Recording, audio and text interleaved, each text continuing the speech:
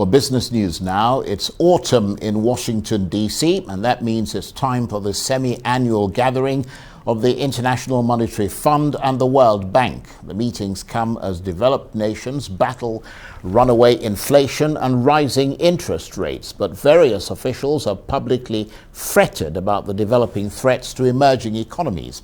And that raises a big question. Can leading economies look beyond their own financial problems? Well, for more on that, I'm joined now by a Rice correspondent Nkechi Nana, who is in Washington, D.C. Nice to see you, Nkechi. A crucial set of IMF meetings. What's at the top of the agenda? Charles, good to see you here in Washington. So many topics top of the agenda. You have the war in Ukraine, which is dominating the meetings and will continue to dominate the meetings as the week runs by. We know that the IMF has approved the request for $1.3 billion in additional emergency funding just to help sustain the Ukrainian economy. And later, the Ukrainian officials are also pressing for additional non-emergency funds from basically a full-fledged IMF lending program, but that program will come much later. And even as all of this is going on, IMF officials are praising the Ukrainian government and its central bank for basically the way they've been managing the economic shock that's been caused by the war. Something else that's on the forefront of the IMF is basically the debt crisis. David Malpass, the president of the World Bank Group, has said that the world basically is facing its fifth wave of debt crisis, and the world and central banks have to focus a way to reduce those debt crises. And in the event that this is not reduced, it's not only going to have an adverse effect on these countries that have high debt burdens, it's going to affect the global economy.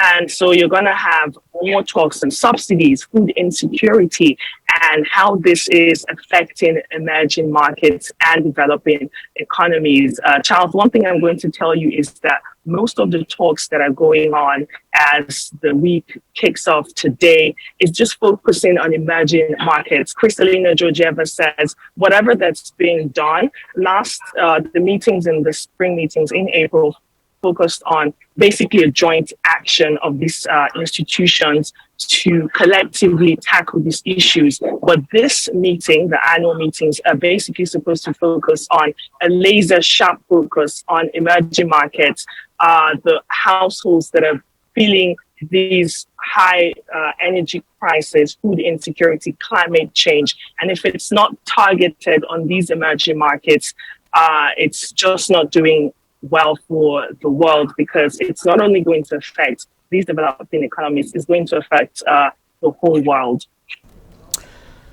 Well, that's very interesting. And I wonder whether developing countries are going to get much attention, given that everyone's got economic problems, including the larger economies. But I think you've probably answered a bit of that. We've got a minute or so left. We heard some surprising comments from Janet Yellen over recent days. Yes, Janet Yellen, really, the U.S. Treasury Secretary, is echoing exactly what Kristalina and David Malpass are echoing as well. Last week, during a speech where she was criticizing the OPEC Plus move basically to cut oil production, she said it was unwise and unhelpful, not only for the global economy, but particularly for emerging markets as well that are already struggling with high energy prices. And this comes as obviously there are discussions that are dominated based on high inflation and commodity prices, the impact of sharp tightening of the monetary policy by central banks, and the economic and financial impact of the war in Ukraine. And you just wonder why so much attention on developing economies, emerging markets. And some people say it's because of the high debt crisis. Kristalina has called it a huge, scary debt problem. So this debt problem, if these emerging markets start to default on their debt crisis, it's going to affect the global economy. It's going to affect these institutions because they have to step in if these debt crises don't get under control. Charles. Well, Nkechi, thank you very much indeed for that update. And Nkechi, of course, there at the IMF meetings in Washington. She will be covering that for us. And she is an Arise correspondent and anchor.